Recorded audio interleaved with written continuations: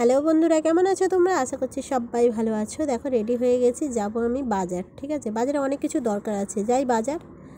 এই বাজার থেকে ঘুরে আসলাম। বাজার থেকে ঘুরে এসে যা যা জিনিসপত্র নিয়ে এসেছি, প্রচুর দাম বাজারে। আর কি বলবো, এত টাকার দাম তোমাদের আমি কি বলবো। তোমরা সবাই বাজার করো, তোমরা জানো আজকে এক গুচ্ছ টাকা বেরিয়ে গেছে। ঠিক আছে, পকেট পুরো খালি হয়ে গেছে, এমন পরিস্থিতি আর কি।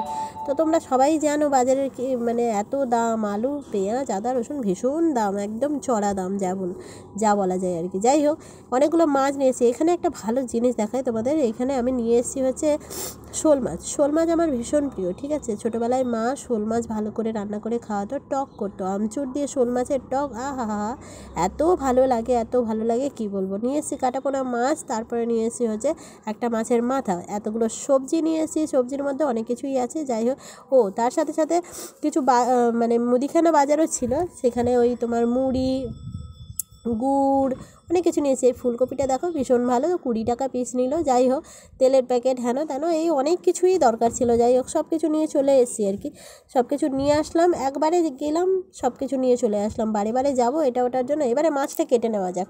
মাছটা আমি কেটে নিলাম। অ্যাকচুয়ালি ওরা মাছ কেটে দিলেন, আমার ঠিক পোষায় না, বুঝলে তো।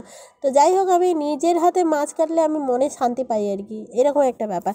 তো এখানে শোল মাছগুলো আমি কেটে নিচ্ছি। শোল মাছগুলো এত ভালো লাগছে, আমার মনে হচ্ছে টক করে খেতে, কিন্তু হচ্ছে আমার গলা খারাপ, এই টক তো খাওয়া যাবে না। তো যাই হোক, এবারে শোল মাছগুলো ভালোভাবে কেটে নিলাম। এবার একটা মজার বিষয় হচ্ছে, এই যে টকের কথা বলছি না, শোল মাছের টক, সেটা আমার বর আর ছেলে ভালোবাসে, কিন্তু আমি ওদেরকে দিই না। কিন্তু শোল মাছটা ভালোবাসে না আর কি। আজকে প্ল্যানিং করেছি শোল মাছটা আমি কাটাপোনা মাছ দিয়ে চালিয়ে দেবো, বলবো যে এটা কাটাপোনা মাছ, ভালো করে খা, এরকম বলে চালাবো আর কি। তো আমি জোর করে আজকে কাটাপোনা মাছটা সরিয়ে রাখবো, আর এই শোল মাছটা করে খাইয়ে দেবো ওদেরকে। পরে বলবো যে এটা শোল মাছ ছিল। ঠিক আছে, তো বন্ধুরা, ভিডিওটা কেমন লাগলো কমেন্ট করে জানাতে ভুলো না। আর পাশে থেকো, ফেসবুকে দেখলে ফলো করে দিও, লাইক কমেন্ট করো।